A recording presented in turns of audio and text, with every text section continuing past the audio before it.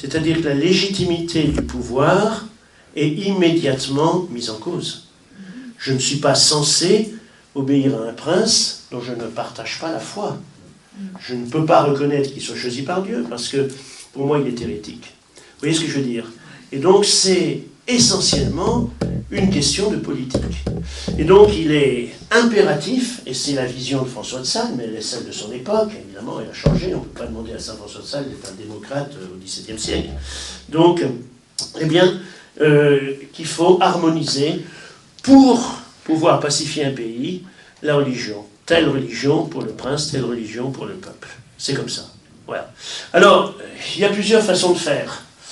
Les ducs de Savoie avaient essayé la manière forte. Ils avaient envoyé des soldats espagnols, essentiellement, des mercenaires, qui s'étaient beaucoup occupés des bergères du coin, mais assez peu de pacification. Ensuite, on avait envoyé une 50aine de prêtres.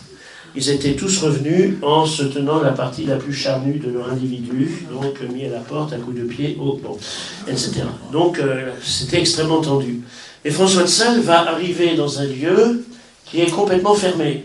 C'est-à-dire que pour les huguenots, pour les protestants, il n'est pas question de parler avec un papiste. Alors, les instructions sont claires. Et donc lui ne peut rencontrer personne. Il y a un mur vraiment de méfiance, mais qui s'est solidifié avec toutes les répressions qu'il y a pu y avoir. On peut comprendre assez facilement. Alors François de Sales va beaucoup réfléchir à cette situation, et il va d'ailleurs se démarquer assez bien de l'attitude de la plupart de ses contemporains. Beaucoup disaient, bien écoutez, c'est très clair, le protestantisme est inspiré par le diable, et donc il faut le combattre. On ne combat pas l'erreur. Enfin, on ne parle pas avec l'erreur, on la combat, excusez-moi, on la combat. Et donc, tout ça, c'est vraiment l'inspiration du diable. Donc, voilà, il faut en tirer les conséquences. Remarquez que les protestants étaient exactement pareils. Il y a à la cathédrale de Genève une plaque en bronze, alors qui a été déplacée, elle n'est plus dans le chœur, hein, où il est écrit « Cette cathédrale était dédiée à l'Antéchrist avant la venue de notre Père Calvin ». Donc voilà, oui, c'est assez sympa. Alors, François de Sales va ne va pas du tout prendre cette option. Il va dire, au fond, pourquoi le protestantisme a-t-il une telle attraction? C'est si attrayant. Et alors, il va s'apercevoir qu'en grande partie, c'est parce que l'Église catholique a oublié qui elle était. Que le fleuve s'est éloigné de la source et qu'il s'est pollué. C'est comme ça. Et que, oui, on n'est plus dans cette ferveur évangélique. Il est bien obligé de le reconnaître, que l'on trouve chez les protestants. Vous entrez dans une église catholique, le desservant, en général, est un ignorant, puisque le titulaire est donc celui qui reçoit les bénéfices, mais il n'est en général pas sur place. D'accord ? C'est la commande, hein, c'est-à-dire que l'on nomme des gens qui ont des postes ecclésiastiques, mais qui ne sont pas tenus de faire le travail apostolique. Donc certains collectionnent les cures, hein, ils en ont 20, 30, etc. Hein, donc ils sont aussi abbés de quelque chose, etc. Donc le desservant est un ignorant, c'est la portion congrue, hein, qui est très peu, et quelquefois il est lettré.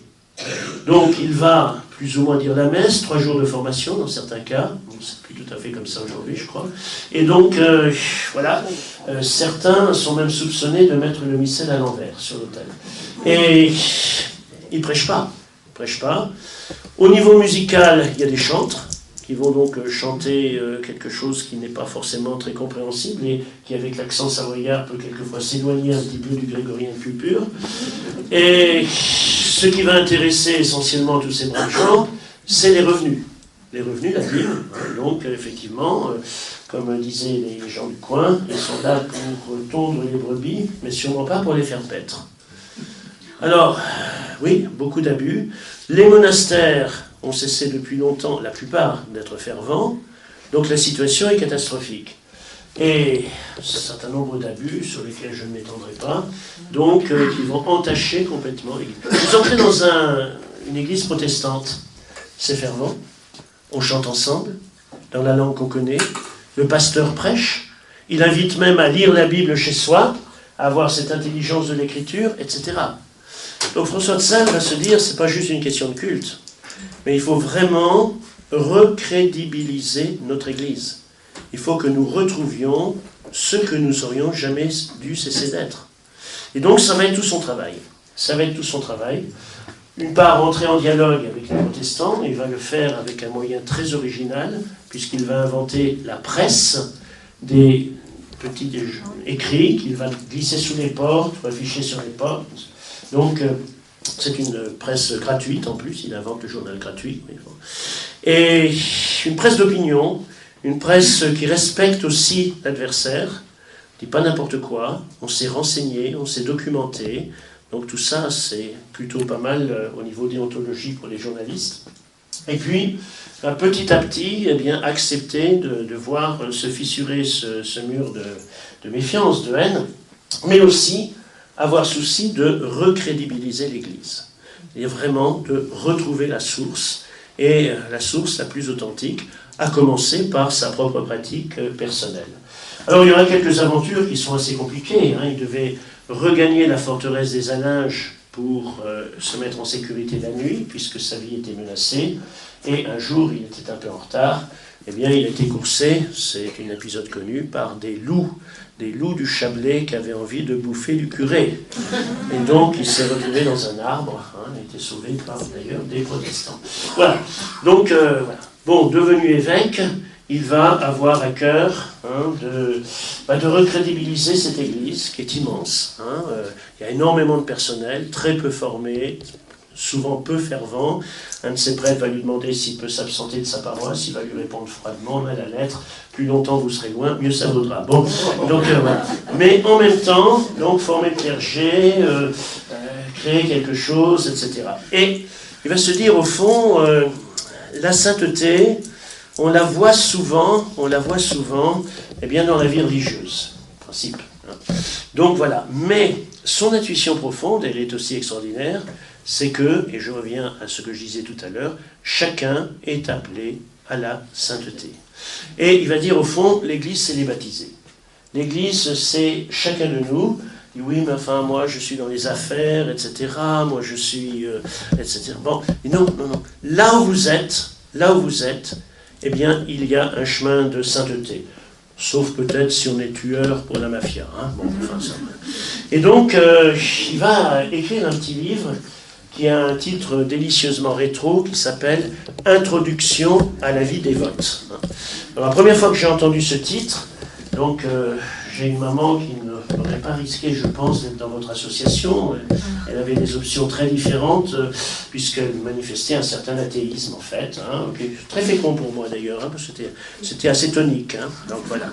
Et alors, elle avait aussi beaucoup d'humour et beaucoup de culture. Et une fois, le curé de la région on était, aider les paysans aux gros travaux. Il y en avait un, c'était un paysan qui refaisait le toit de son étable, et le curé l'aidait, et ma mère désigne le curé en disant, tu vois, c'est l'introduction à la vie des veaux. Pas très bien compris sur le moment. Ça c'est quand même prémonitoire qu'elle me dise ça. Bon, j'ajoute simplement que ça a été un dialogue très fécond avec ma mère, et que la dernière fois que je l'ai vue, elle m'a dit, Michel, tu prieras pour moi. J'ai dit, mais qui, maman? Elle m'a dit, toi, tu sais. Bon, voilà. L'athéisme n'est pas un produit chimiquement pur, souvent. Alors, donc, voilà, introduction à la vie dévote. Alors, la dévotion au temps de saint François de Sales, c'est pas un mot... Voilà, si j'avais commencé cette causerie en disant « Chers dévots, chers dévotes, bonsoir », oh là là, il sent la naphtaline, le curé. Bon. Mais effectivement, à l'époque, c'est un mot moderne, parce que les mots, ils vieillissent, tout comme nous. Et donc, c'est quelqu'un qui prend au sérieux sa vie spirituelle, qui a envie d'en vivre intensément, et qui s'engage aussi dans la cité. C'est-à-dire, voilà, qui a le souci notamment des pauvres, mais pas seulement, d'être très acteur dans la cité. C'est celui qui va gonfler les ballons pour la fête des voisins, qui va participer, à la distribution alimentaire des sans-abri, etc. Donc c'est ça le dévot. C'est un mot, qui est tonique à l'époque de François de Sales. Alors, cette introduction à la vie dévote, il est temps que j'en parle un petit peu quand même. Je pars d'une intuition très intéressante. C'est-à-dire qu'il y a d'abord un petit questionnement au début, il y a des méditations qui sont proposées.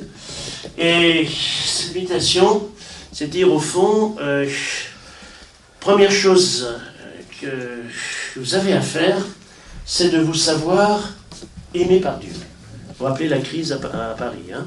Donc, Dieu veut non seulement votre bonheur, mais Dieu vous regarde avec une immense tendresse et qui est sans condition. Alors ça, en point de vue anthropomorphique, on a du mal. Hein? Parce qu'en général, depuis qu'on est tout petit à l'école, j'étais prof assez longtemps, je vois bien, eh bien, il y a des élèves qu'on aime bien, Marie Chantal, qui offre des chocolats à Noël avec une petite carte de visite de ses parents, qui pose d'excellentes questions, qui fait des devoirs magnifiques avec en plus des petites fleurs dans la marche, etc. Et puis il y a Jojo l'affreux, celui qui se mouche dans les rideaux, qui n'est jamais malade. Voilà. Et celui-là, difficile.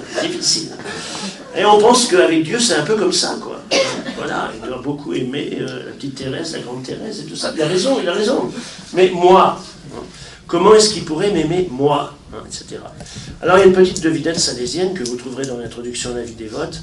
Savez-vous depuis quand Dieu vous aime?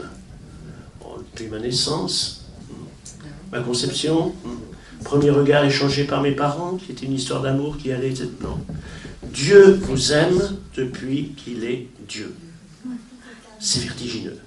Avant même le premier matin du monde, vous étiez aimé par le Dieu infini. Comme si vous étiez seul dans l'univers.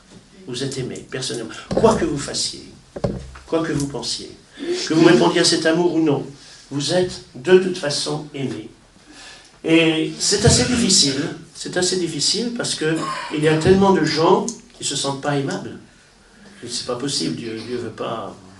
Bon, qu'il aime Mère Teresa, avant on disait qu'il aime l'abbé Pierre, mais je ne dis plus, hein, maintenant. Donc, voilà, mais moi, comment c'est possible? Ben oui, c'est possible, c'est comme ça.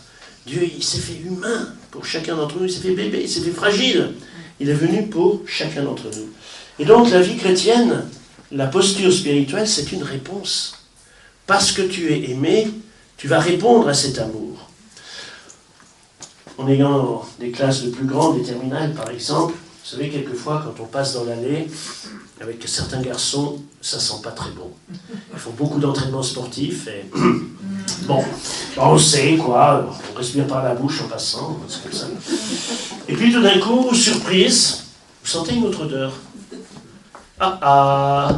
Et vous voyez à la sortie du lycée qu'il est amoureux. Et que du coup ça change, il est un peu moins brutasse, il s'est fait un peu, voilà, etc. Voilà. Ben, c'est ça, c'est une histoire d'amour. C'est une histoire d'amour.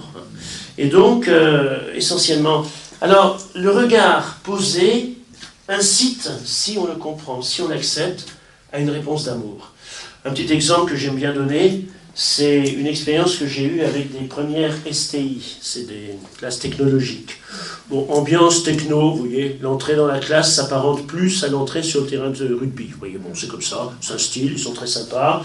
Enfin, ils ont tendance à déménager un peu les tables. Bon, c'est comme ça. De temps en temps, une fille, en général, celle-là, elle sait siffler avec ses doigts comme les garçons. Hein, donc voilà, bon. Et alors, on avait l'opportunité d'envoyer une classe comme brancardier à Lourdes. Alors je propose à cette classe, le premier STI, en disant, écoutez, on a la possibilité de banaliser 5 jours, hein. Il y a des projets qui peuvent être divers. Ce que je vous propose, c'est un service auprès des personnes malades et handicapées à Lourdes. C'est quoi? C'est-à-dire que voilà, il y a des personnes qui ne peuvent pas trop se déplacer, vous serez un peu leurs jambes, vous voyez, il y a des petites voitures bleues, il y a des fauteuils roulants, il y a etc. Et voilà, mais vous verrez que c'est pas comme de transporter des sacs de ciment, pas du tout. Hein. Vous allez avoir un contact avec des gens, et c'est un contact improbable. Des gens sans doute que vous n'auriez jamais l'occasion de rencontrer. Des gens quelquefois qui sont même en longue maladie, etc. Et vous verrez que ça sera humainement très très riche. Bon, c'est des braves gens, des braves garçons. Ouais, bon, puis ça fait péter quelques cours, bon, c'est pas mal, hein. Alors, il y en a un qui revient en disant, j'ai regardé sur Internet, mais Lourdes, c'est pas un peu catho? Alors, je dis, si.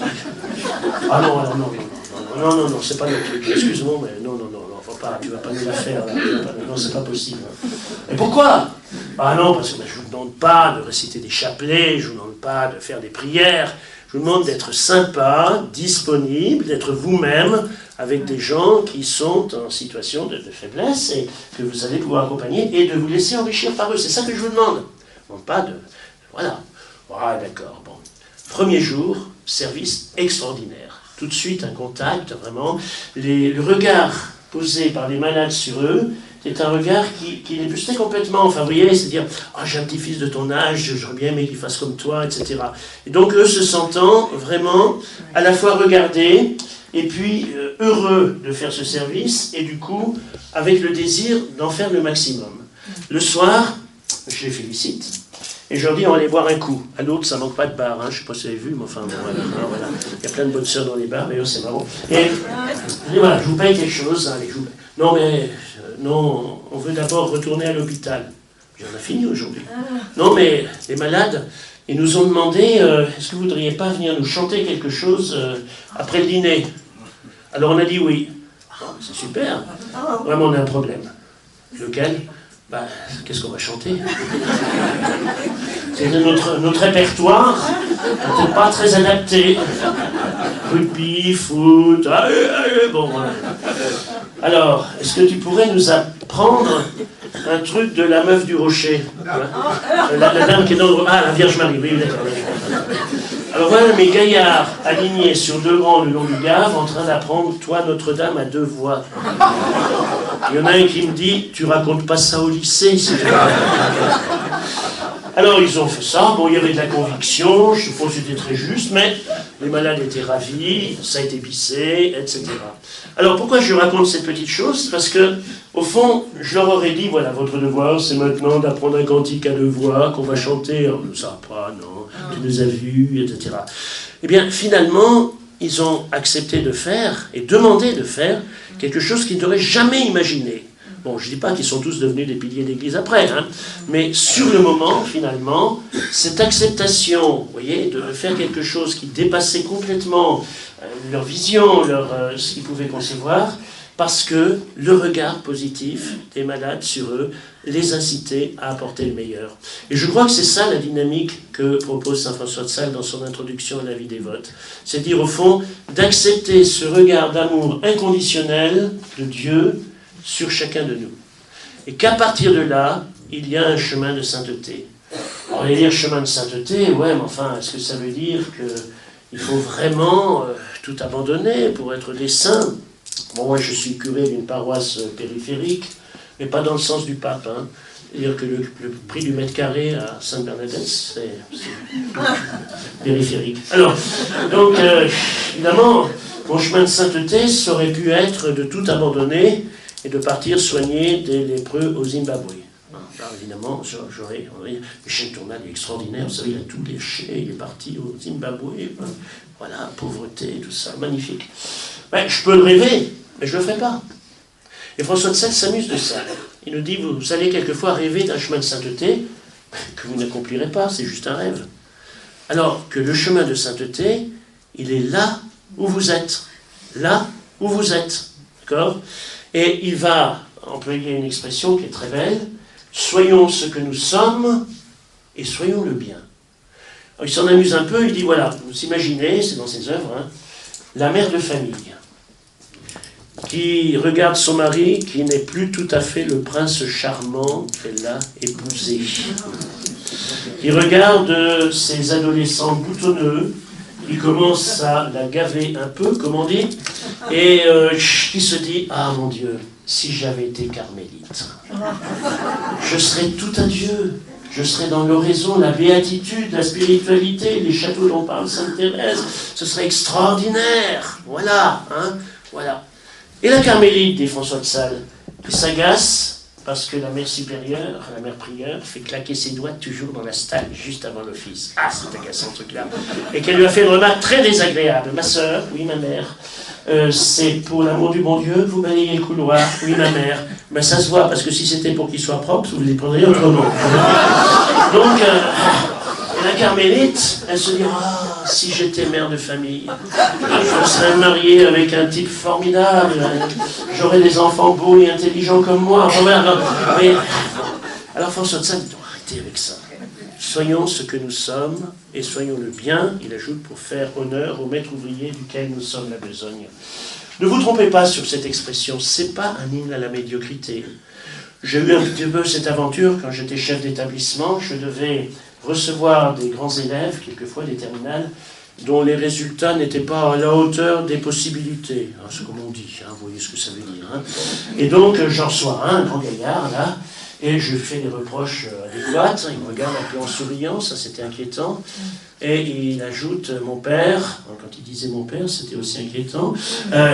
J'applique la pensée de saint François de Sales que vous avez eu la bonté de nous enseigner. Soyons ce que nous sommes et soyons le bien. Je suis paresseux, je suis bien. C'est pas ça tout à fait. Pas ça.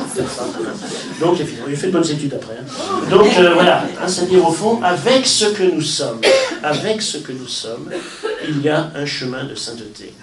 Et tout le reste de l'introduction à la vie dévote, eh bien une invitation avec ce que l'on est, là où on est, hein, et des conseils quelquefois très pratiques, eh bien d'accepter ce chemin de sainteté qui est notre propre vocation, de voir des tas. Hein. Donc je souhaiterais, à la suite de saint François de Sales, on canonise plus de couples. Quand je regarde les statuts dans les églises, c'est quand même très, très ecclésiastique. Hein. Et donc, tant mieux, tant mieux. Pas contre le fait de canoniser des prêtres, hein, mais voilà, il y a aussi cette sainteté du quotidien dans le mariage. Le mariage, c'est aussi un très grand sacrement. J'aime bien cette petite histoire, vous savez, un garçon qui était merveilleux, qui s'appelait Frédéric Ozanam. Hein. Et il avait été repéré, on pensait qu'il aurait la vocation, etc. Et puis, voilà, quelqu'un qui le connaissait bien arrive au Vatican, et le pape a entendu parler de ce garçon, et qu'est-ce qu'il devient, ce Frédéric Ozanam? Hélas, Saint-Père, il est tombé dans le piège. Il va se marier. Et le pape, vous savez, les papes sont quelquefois bien inspirés. Hein. Le pape dit, bien, vous savez, il parlait en fait au Père Lacordaire, hein, c'est le Père Lacordaire qui lui parlait, le fondateur des Dominicains. Père Lacordaire, notre Seigneur n'a pas institué 6 sacrements et un piège. Il y a un chemin de sainteté, hein, dans son devoir d'État, dans ce que l'on est, dans le quotidien, etc. Et je crois que ceci est extrêmement tonique et extrêmement important. Hein, c'est-à-dire, au fond, ça sera une des façons qu'aura François de Sales de revitaliser l'Église. Je dis un tout petit dernier mot pour laisser le temps à quelques questions. Donc, il va demander à une veuve. C'est pas simplement une femme qui va acquiescer, vous savez, quelquefois on imagine, il s'agit de Sainte Jeanne de Chantal, venant avec son voile, yes, father, sure, father, right, father, oui, mon père, bien sûr, mon père. C'est une femme d'affaires. Elle a été à la tête de gros domaines agroalimentaires. Elle a géré énormément de fortune. Elle a été veuve, accident de chasse pour son mari. Hein. Elle a élevé ses enfants. Et elle va fonder la Visitation